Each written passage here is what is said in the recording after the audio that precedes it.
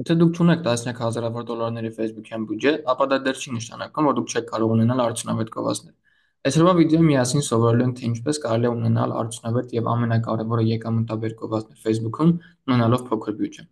Ես Դավիթն եմ եւ եկեք սկսենք մեր այսօրվա տեսանյութը։ Ուրեմն առաջին հերթին եկեք հասկանանք, թե որն է համարվում փոքր բյուջե։ Այստեղ կարծիքները տարբեր են տարբեր էքսպերտների մոտ։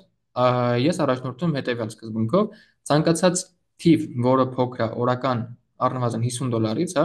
ինքը համարվում է փոքր բյուջե։ Այսինքն, եթե ձեր ամսական Facebook-յան էցի բյուջեն $1500-ից փոքր է, ապա դուք ունեք համեմատաբար փոքր Facebook-յան բյուջե։ Եվ հենց այդ օրինակով էլ մենք այսօր առաջ կշարժվենք։ Ուրեմն, եկեք սկսենք ամենասկզբից խորհուրդ համար առաջին։ Երբ որ դուք ունեք փոքր բյուջե եւ դուք չեք կարող շատ թեստինգներ անել, դուք պետքա մաքսիմալ շատ վստահ լինեք, որ ինչ որ գովազդ, որը կմիացնեք, կաշխատի, ձեզ պետքա proof, հա, այսինքն ձեզ պետքա ապացույց, ձեզ պետքա փաստ, որ X ֆոտոն կամ X վիդեոն, տեքստը եւ այլն ինքը կաշխատի։ Եվ որն է դրա ամենահեշտ, ամենաապահով, ամենատարածված տարբերակը, դա մեր մրցակիցներին հետևելն է։ Ոնց ենք դա իրականացնում։ Facebook-ը ունի այսպիսի մի գործիք, շատ հրաշալի, որը կոչվում է Facebook Ads Library։ Այստեղ մենք կարող ենք հետևել ցանկացած բրենդի այս պահին ակտիվ գովազդներին։ Այս օրինակում ես գրել եմ Lululemon-ի անունը եւ ինչի հենց իրանց, որովհետեւ իրանք ունեն ստեղ շատ գովազդներ եւ ոնց ենք մենք ստեղ աշխատելու, մենք իջնելու ենք անուններքև, որպեսզի տեսնենք այն գովազդները, որոնք ակտիվ են արդեն բավականին երկար ժամանակ, այսինքն 1 ամիս, 2 ամիս, որոշ դեպքերում նույնիսկ կարող լինի մինչև մի քանի ամիս, 1 տարի եւ այլն։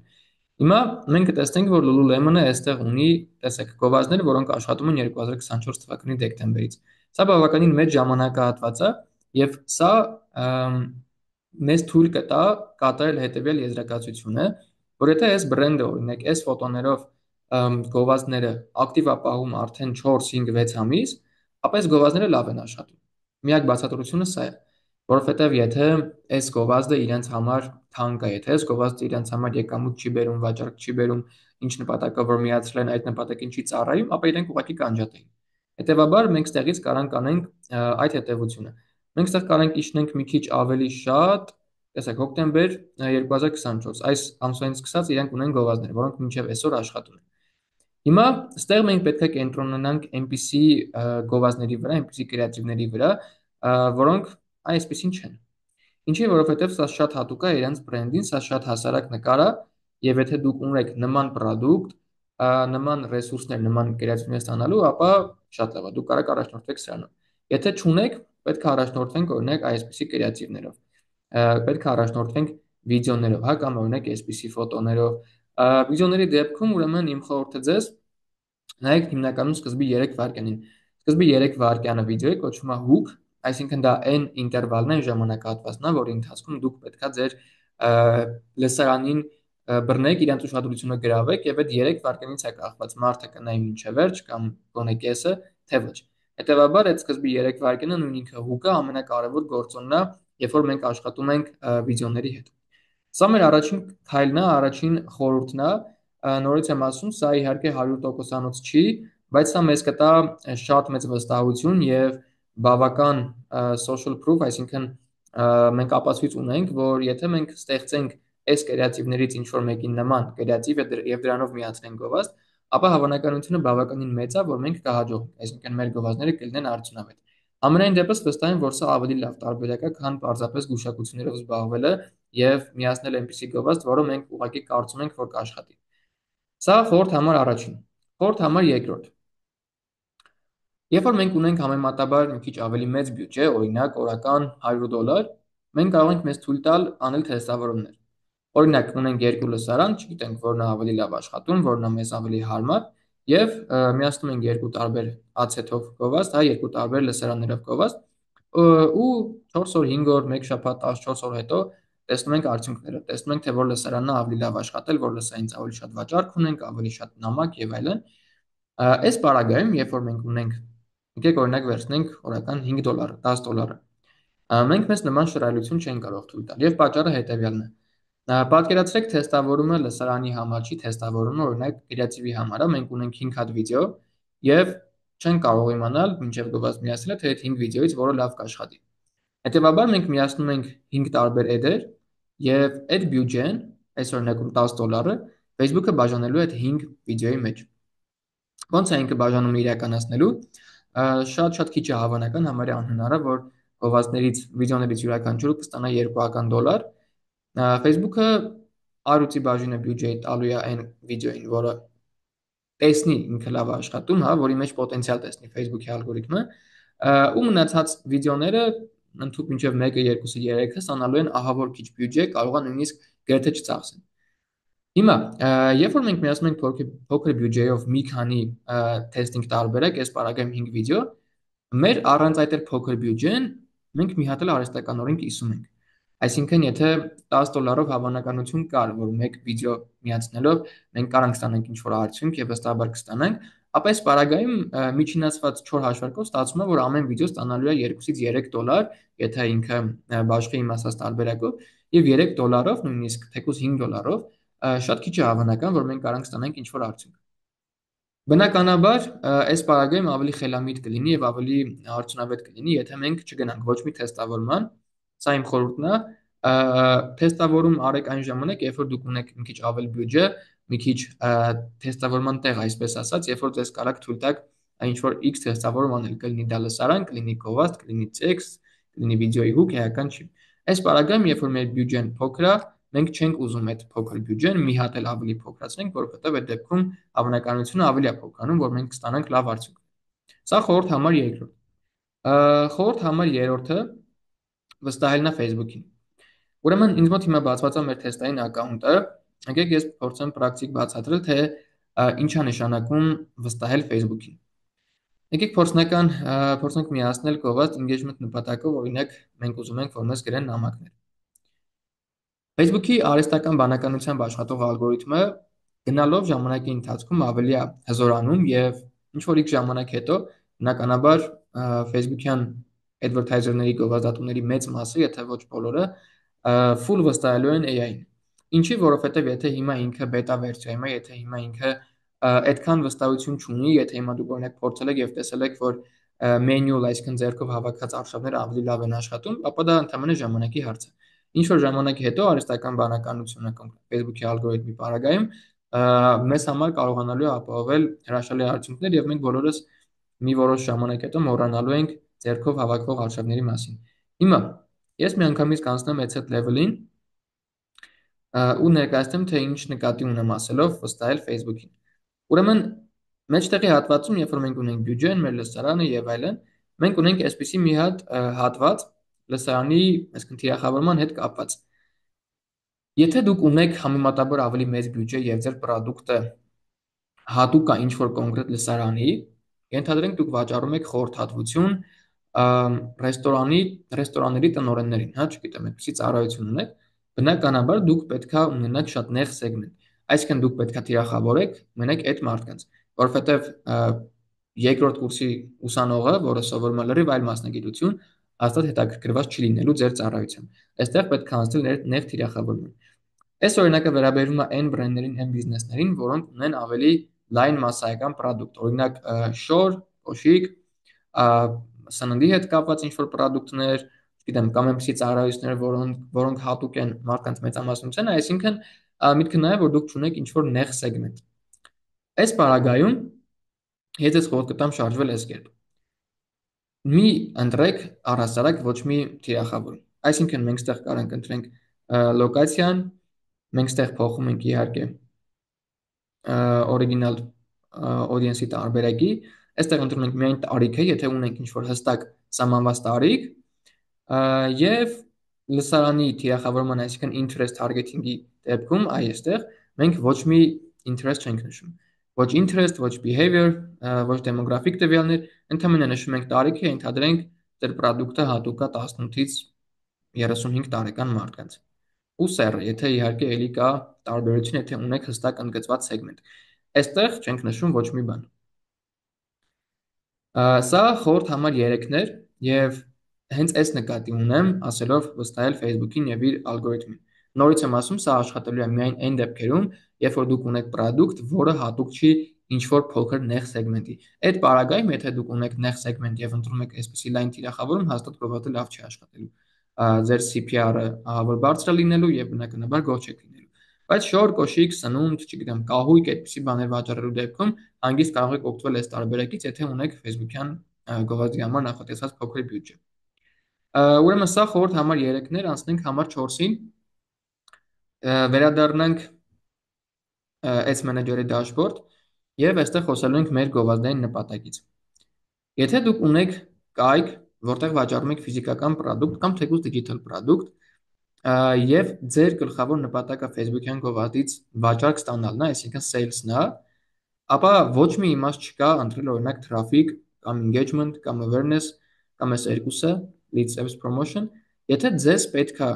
վաճառք, ապա դուք պետք է ընտրեք վաճառք։ Անկախ նրանից որքան է ձեր բյուջեն, որքան է ձեր մեկ վաճառքի գինը, դուք մտածում եք, որ օրինակ ունեք $10 բյուջե, բայց ձեր մեկ product-ի գինը վաճառքի $15 է, այդ դեպքում դուք օրական դաժե միա չեք ստանալու, դա խնդիր չի։ Հավատացեք, այս պարագայում ինչքան փոքր ուզում լինի ձեր բյուջեն, մեկ վաճառքի գինը լինելու է ավելի ցածր, քան օրինակ traffic-ի դեպքում։ Սա ասում եմ, որովհետև շատ բրենդներ, շատ advertiser-ներ օգտվում են traffic-ից, մտածելով, որ այսպես քլիքի գինը լինում է ավելի էժան եւ հետեւաբար ավելի շատ traffic է գալիս сайт ու վաճառքները կանլինեն ավելի շատ։ Առաջին երկու տարբերակը ճիշտ է։ Քլիքի գինը ավելի էժան է լինում եւ ավելի շատ traffic է գալիս կայք։ Բայց մեր նպատակը այստեղ ոչ թե կայք traffic բերելն է, այլ վաճառք անելը։ Եթե ձեզ համար կարևորացու traffic-ի քանակը, օքեյ, խնդիր չկա, հանգիստ անցեք այս նպատակին։ Ոնց է սա աշխատում եւ ինչի եմ ես պնդում, որ պետք է ընտրել sales objective-ը, այլ ոչ թե traffic-ը։ Երբ որ մենք ընտրում ենք կոնկրետ ինչ-որ նպատակ, այս 7 նպատակներից մեկի մասին է խոսքը, Facebook-ը մեր ընտրած լսարանից ֆիլտրում է n մարդկանց, ովքեր հակում ունեն տվյալ X գործողությունը կատարելու նկատմամբ։ Այսինքն, եթե մենք sales-ն ենք ընտրում ու թիրախավորումը տալիս ենք օրինակ ուսանողներ, ուսանողներին ենք թիրախավորում, Facebook-ը գովազդը ցույց չի տալու բոլոր ուսանողներին։ Ինքը ցույց է տալու n ուսանողներին, որոնք նման հակում ունեն, այսինքն հակում ասելով ես նկատի ունեմ, որ X մարդը, որ այդ լսանի մեջ է, այդ ուսանողը, ինչ որ ժամանակ առաջ, ասենք 3 շաբաթ առաջ, տեսել է գովազդ, որը էլի sales նպատակով է եղել։ Քլիկ արել կոճակի վրա, գնացել է կայք եւ այդտեղից ինչ որ բան առել է։ Այսինքն դա արդեն մտավ այդ Facebook-ի նեղ լսարանի մեջ։ Facebook-ը համարում է, որ այդ մարդիկ հակում ունեն sales objective-ով աշխատելու, այսինքն ինչ որ բան առնելու կայքից։ Եթե մենք ընտրենք traffic, Facebook-ը ցույց է տալու այն մարդկանց, ովքեր ուղղակի հակում ունեն կայք գնալու, այսինքն իրենք կարան կլիկ անեն կոճակի վրա եւ գնան դեպի կայք, բայց արդյոք իրենք գնում տանեն թե չէ, Facebook-ը չի երաշխավորում։ Հակառակը նույնիսկ ավելի շատ հավանական է, որ իրենք ոչ մի գնում էլ չանեն։ Եվ հենց այս պատճառով էլ ձեզ ասում եմ, որ միանշանակ պետք է ընտրել sales նպատակը, եթե ձեր նպատակը sales-ն է։ Եթե ձեր նպատակը engagement-ն է, այսինքն վիդեո եք օրինակ ուզում գովազդ միացնել վիդեոյի վրա, ձեզ համար կարևոր է, որ վիդեոն ունենա շատ դիտումներ կամ ուզում եք դուք ստանաք շատ նամակներ, պետք է ընտրեք engagement։ Awareness-ի դեպքում բարձա օրինակ ձեզ համար կարևոր է, որ ավելի շատ մարդ իմանա ձեր մասին, ձեր բրենդը տեսնի, լոգոն հիշի եւ այլն։ Հետևաբար, այս մեր խորհուրդ համար 4-ն էր, որ պետքա գնալ այն նպատակի հետևից, որը մեզ համար կարևոր է։ Չպետք է գնալ էժանի հետևից, պետք է գնալ հենց այն նպատակի հետևից, որը որ մենք ուզում ենք ստանալ։ Սա խորհուրդ համար 4-ն էր, եւ վերջին խորհուրդը համար 5-ը, որը երևի թե ամենակարևորներից մեկն է, ես անձամբ դրա վրա շատ մեծ ուշադրություն եմ դարձնում։ Խոսքը հետեւյալի մասին է։ Երբ որ դուք ունեք ինչ որ լսարան թիրախավորած, նեղ սեգմենտ չունեք, օրինակ վաճառում եք հագուստ, ենթադրենք երեկոյան սկեսներ եք վաճառում, ու թիրախավորում եք, վերցնում եք line աուդիտորիա, line լսարան, այստեղ ձեր թիրախավորումը կատարելու է ձեր գովազդը, այսինքն ձեր կրեատիվը։ Սա կոչվում է offer, սա կոչվում է առաջարկ։ Երբ որ դուք օրինակ հիմա եք սրա վրա ցույց տանք, տեսեք, օրինակ գովազդ է, հենց Lululemon-ի գովազդն է, իրենք վաճառում են այս հագուստը, չէ՞, կարծում սպորտային հագուստ է, ոնց որ երևում է, ու վրան գել են ինչ որ տեքստ, տակը գրել են իրենց բրենդի անունը, ինչ որ մոդել է սիրուն եւ այլն։ Ու այս գովազդը աշխատում է արդեն մարտի 5-ից։ Այսինքն արդեն 2 ամիս ու նույնիսկ մի քիչ ավել է, որ այս գովազդը աշխատում է։ Ձեր offer-ը, այսինքն ձեր առաջարկը, թե ինչ եք դուք առաջարկում ձեր լսարանին այն մարդկանց, ովքեր ձեր գովազդը տեսնում են, լինելու է այս կրեատիվը, այսինքն ֆոտո կամ վիդեոն իր վրայի էլեմենտներով, տեքստով, լոգոյով, չգիտեմ, բրենդինգով եւ այլն։ B. Լինելու է այս տեքստը ձեր primary տեքստն է, ձեր հիմնական տեքստն է գովազդի։ Լինելու է ձեր description-ը եւ այս հղումը, այսինքն որտեղ եք ուղղորդում մարդկանց, եւ այս call to action-ը։ Այսինքն այս 3-4 կոմպոնենտից բաղկացած էլեմենտը լինելու է ձեր առաջարկը։ Մարդիկ պետք է նայեն այս 3-4 էլեմենտներին եւ հասկանան, թե դուք իրենց ինչ եք առաջարկում։ Այս բaragայում, երբ որ օրինակ տեսեք, իրենք ունեն նաեւ այսպիսի գովազդ։ Պայուսակա միայն ու չկա ոչ մի տեքստ, չկա ոչ մի լոգո, չկա ինչ որ զեղչի մասին, կամ օրինակ այս գովազդը, հա, էլի։ Մենակ այս հակուսնա, այս տաբատնա ու այս տեքստը։ Տեսնում եք, չկա, եթե օրինակ զեղչ ունեն, զեղչի մասին ինչ որ հիշատակում չկա, ինչ որ ուրիշ տեքստ չկա նկարի վրա, հասարակ տեքստը, հասարակ նկարը ու վсё։ Օրինակ, այսպիսի offer-ով ես խորհուրդ չեմ տա միացնել փոքր բյուջեով գովազդ, որովհետև դուք չեք կարող ձեզ թույլ տալ անել փորձարկումներ։ Երբ որ դուք ունեք փոքր բյուջե եւ դրանով ուզում եք ստանալ լավ արդյունքներ, ապա ձեզ համար շատ կարեւոր է, որ այս offer-ը լինի ուղղակի ֆանտաստիկ։ Եվ ոնց եք սա անելու, ոնց պետք է համոզվեք, որ ձեր offer-ը շատ լավն է։ Ես այսպես եմ առաջնորդվում, ստեղծեք այնպիսի առաջարկ, որից դաժե ինքներդ չէիք կարող հրաժարվեիք։ Ենթադրենք երեկոյան զգեստներ եք վաճառում, ու դուք տեսնում եք հիմա ձեր գովազդը, պետք է լինի այնպիսի գովազդ, որ դուք չկարողանայիք դիմադրել ու մտնեիք առնիք։ Պատկերացրիք, այսինքն ֆոտոն, վիդեոն պետք է լինեն առաջինը բարձր որակի, դրա մասին նույնիսկ կարծում եմ կարիք չկա խոսել։ Իր վրայի էլեմենտները, օրինակ, ցանկալի լինի ինչ որ տեքստ, ինչ որ, չգիտեմ, եթե զեղչ ունեք, զեղչ, ինչ առավելություն որ ունեք, ինչ USP որ ունեք, այսինքն թե ինչի մարդիկ պետք է ընտրեն ձեզ, ոչ թե ձեր մրցակիցներին, կամ առհասարակ ինչի պետք է ձեզ դիտարկեն այդ շուկայի մեջ համեմատությունների մեջ, այդ ամբողջը պետք է կիրառել, հա։ Օրինակ, չգիտեմ, ինչ որ product եք վաճառում, որը ունի երաշխիք, ծառայություն եք մատուցում, որը ունի երաշխիք, եթե մարդը գող չի մնում, գումարը ամբողջությամբ ետ եք վերադարձնում, սա հրաշալի հնարավորություն է օգտագործելու։ Ձեր տեքստը պետքա լինի ֆանտաստիկ լավը։ Ձեր տեքստի մեջ պետքա կպնեք կամ ցավոտ կետի, կամ պետքա երաշխավորեք մարդկանց, որ իրենց խնդիրը լուծելու եք, կամ պետքա ինչ-որ նոստալգիկ տեքստ լինի, հա, որ մարդը կոպիտ ասած, շակերտավոր ասած ընկնի հիշողությունների գիրկը։ Չպետքա ուղղակի լինի տեքստը այսպես որ, չգիտեմ, ձեր բերեք հիմա, խնայեք 10%, կամ ձեր բերեք հիմա, առաքումը անվճար։ Այս օրինակ տեքստերը շատ թույլ տեքստեր են եւ իրենք էմոցիոնալ ոչ մի trigger չունեն, այսինքն տեքստը պետքա լինի շատ էմոցիոնալ։ Պետքա ինքը կպնի մարդու էմոցիաներին, որտեղ վերջի վերջո մարդիկ գնում են կատարում էմոցիաներով, այլ ոչ թե տրամաբանությամբ։ Սա էլ offer-ի մասով։ Այս 5 կետերն էր, 5 խորհուրդներն էր, որոնք ես ձեզ առաջարկեցի, որոնց հետևելով եւ որոնցից օգտվելու դեպքում կարծում եմ շատ մեծ է հավանականությունը, որ նույնիսկ օրական 5, 10, $20 բյուջե ունենալով դուք կարող եք ունենալ լավ արդյունքներ։ Եթե հարցեր ունեք, գրեք մեր Instagram-յան էջին կամ մեկնաբանություններում, բաժանորդագրվեք մեր ալիքին, իսկ մենք կհանդիպենք արդեն հաջորդ վիդեոյում։ Ցտեսություն։